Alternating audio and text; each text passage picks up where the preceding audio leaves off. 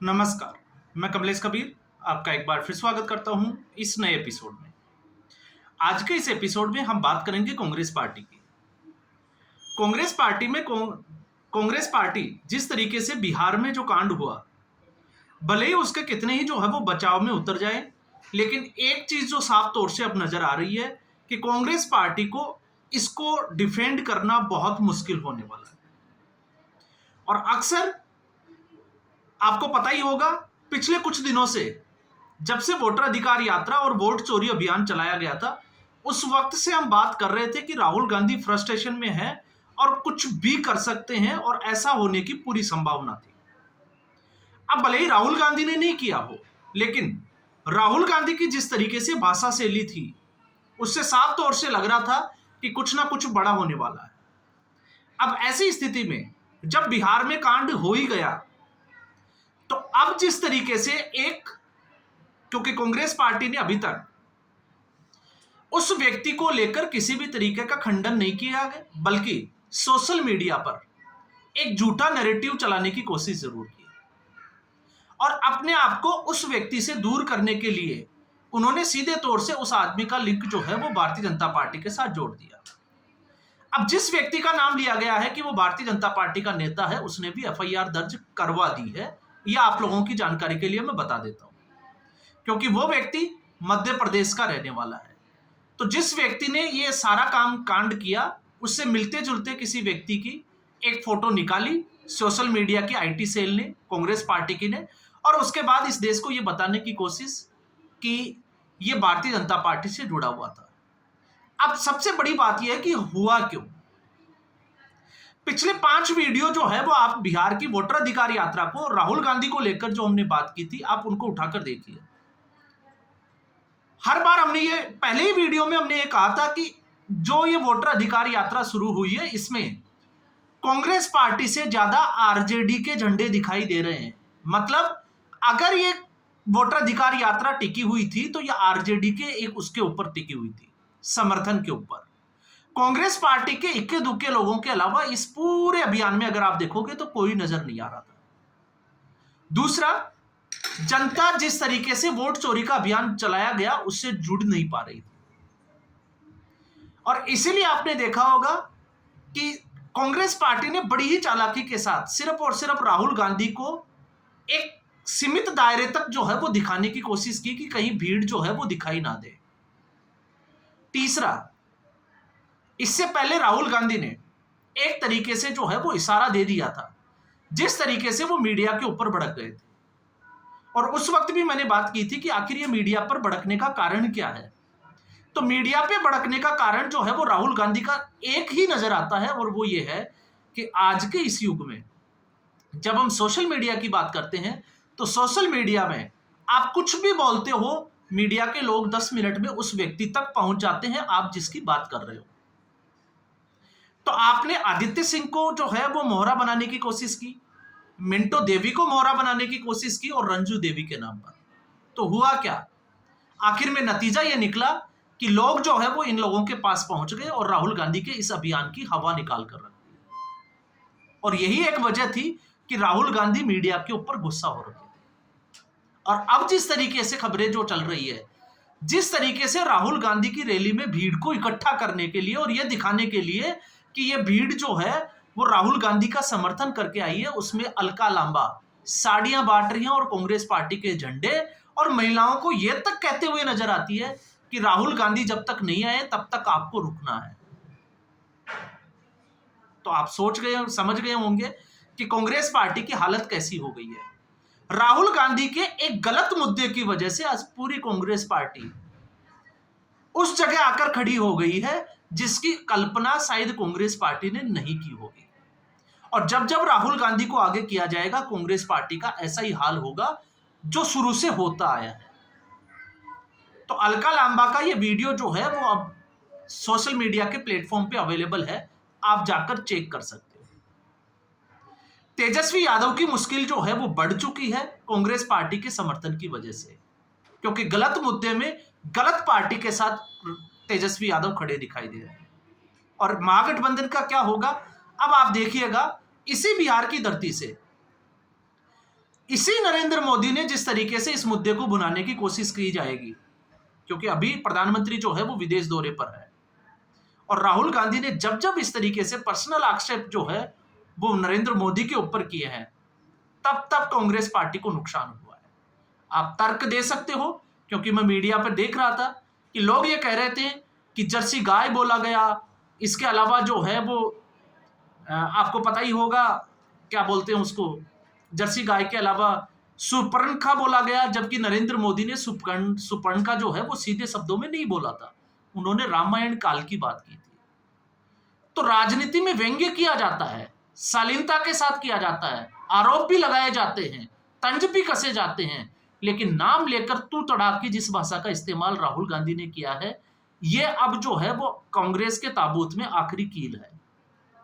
और आप मानकर चलिए 2029 का चुनाव राहुल गांधी का आखिरी चुनाव होने वाला है, इसके बाद शायद कांग्रेस पार्टी राहुल गांधी का बोझ उठाने के लिए तैयार नहीं हो पाए। अब आते हैं हम बचाव करने वाली बात के ऊपर। तो जब बचाव करने की बारी आई तो सुप्रिया सिरनेत जो है वो जिस तरीके से कल हंगामा हुआ, तो आपने एक चीज जो नोट करनी चाहिए थी वो ये थी, क्योंकि हम किसी भी तरीके की हिंसा का समर्थन बिल्कुल नहीं करते हैं, चाहे वो भारतीय जनता पार्टी हो या कांग्रेस पार्टी। लेकिन कांग्रेस पार्टी की वोटर अधिकार यात्रा में कितने लोग जोड़े, कांग्रेस पार्टी के कार्यकर्ताओं के अलावा आप कुछ भी जो हो कह नहीं सकते। लेकिन जैसे ही प्रधानमंत्री को गाली देने वाली बात आई, भारतीय जनता पार्टी और उसके समर्थक लोग जो है वो सड़कों पर आए, और फिर उसके बाद में जो हुआ वो आपने देखा। तो अगर कांग्रेस पार्टी ये सोचे कि अराजकता फैल जाएगी और उससे तख्तापलट हो जाएगा और राहुल गांधी का सपना पूरा हो जाएगा, तो उसके खिलाफ जो है वो एक ऐसा वर्ग भी खड़ा होने को तैयार है जो प्रधानमंत्री नरेंद्र मोदी को डिफेंड कर सकता है। तो यहां पर अब शायद कांग्रेस पार्टी को समझ में आ रहा है, क्योंकि सुप्रिया सिन्नेत जिस तरीके से आपने देखा, अंजना ओम कश्यप ने कल परसों ही धुलाई की थी अपने चैनल के ऊपर, लेकिन अनर्गल जो बातें करने वाली, जिसको गाली वाली बाई के नाम से जो है वो लोग ट्रोल करते हैं, अब आप उसका थोड़ा सा लहजा देखिए। तो कांग्रेस पार्टी पूरे तरीके से बौखलाई हुई है, उसको समझ ही नहीं आ रहा कि उन्होंने ऐसा क्या कर दिया चलते रास्ते चलते कि अब उनकी ही जो है वो सारी एक पूरा नैरेटिव जो बनाने की कोशिश की थी वो उनके खिलाफ चला गया। और आने वाले दिनों में इसमें बहुत ज्यादा डेवलपमेंट होगा और इसका असर, आज मेरा ये वीडियो आप नोट करके रख लीजिए। अब आरजेडी और कांग्रेस पार्टी, कल भी मैंने कहा था मोतिहारी में इसके समर्थक आमने सामने हैं, लेकिन अब बड़े नेता जो है वो आमने सामने होंगे, और हो सकता है कि इनकी रैलियों में जो है वो लात घुसे या चप्पल जूते भी चले, पूरी संभावना है। मैं बात कर रहा हूं आरजेडी और कांग्रेस पार्टी के नेताओं की, क्योंकि आरजेडी के कई सीनियर नेता इस बात के बिल्कुल खिलाफ है कि प्रधानमंत्री नरेंद्र मोदी को उस मंच से गाली दी गई। और आपने देखा एक तरफ कांग्रेस पार्टी और दूसरी तरफ आरजेडी, बिल्कुल आरजेडी में जो है वो सन्नाटा फैल गया है कि आखिर ये हुआ क्या है। दूसरी तरफ हम बात करते हैं सचिन पायलट की। सचिन पायलट की बात करना जरूरी क्यों है? सचिन पायलट, उनका राजनीतिक कद को अगर आप देखोगे तो कांग्रेस पार्टी में मुझे लगता है कि राहुल गांधी से भी ज्यादा बड़ा है। और ऐसा मैं क्यों कह रहा हूं? क्योंकि जिस तरीके के लिए जाने जाते हैं सचिन पायलट,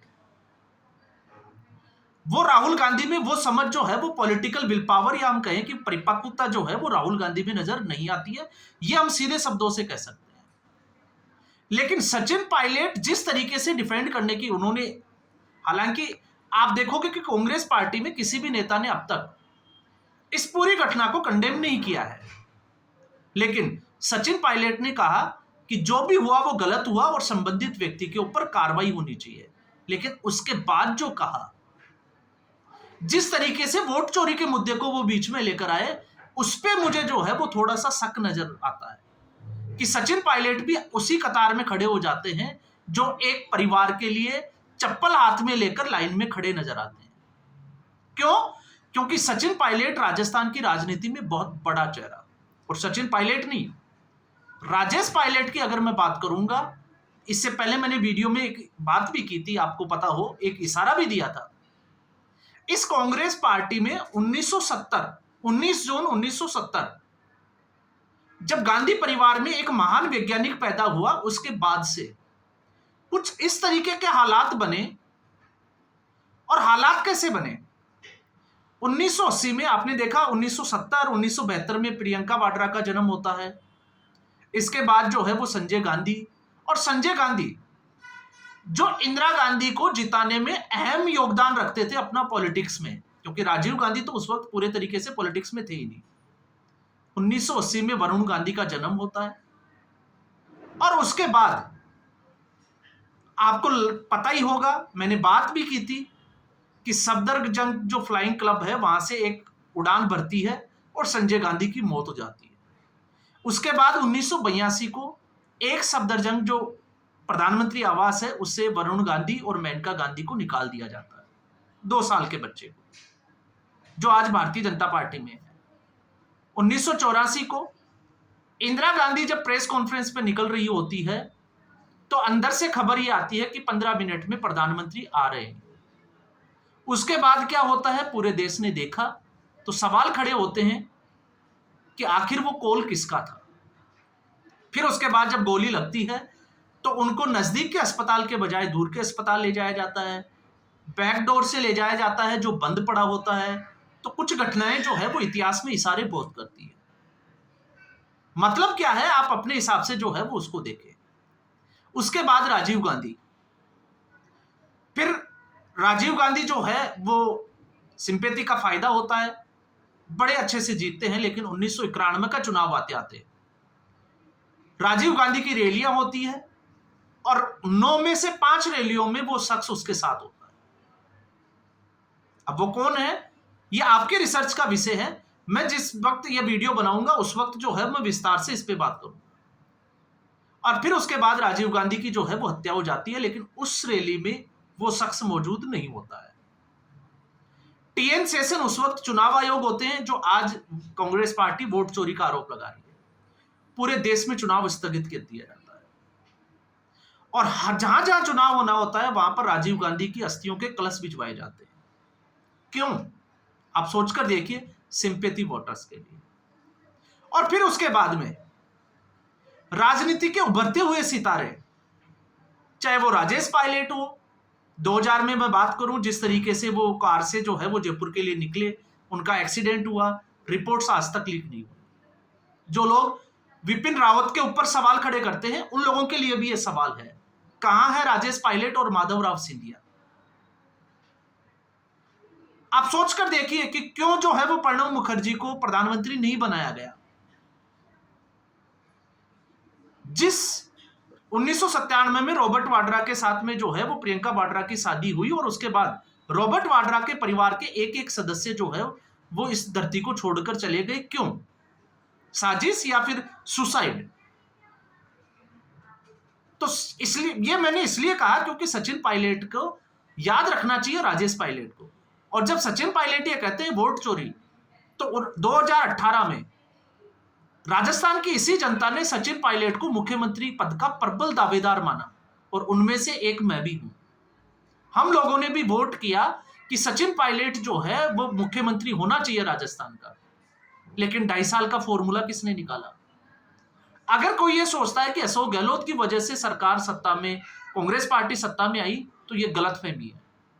लेकिन उसके बाद यही सचिन पायलट जो आज वोट चोरी का आरोप लगा रहा है, इसको ये नहीं भूलना चाहिए कि मानेसर कांड क्यों हुआ था, और उसके बाद 2023 में कांग्रेस पार्टी के हार का कारण क्या था।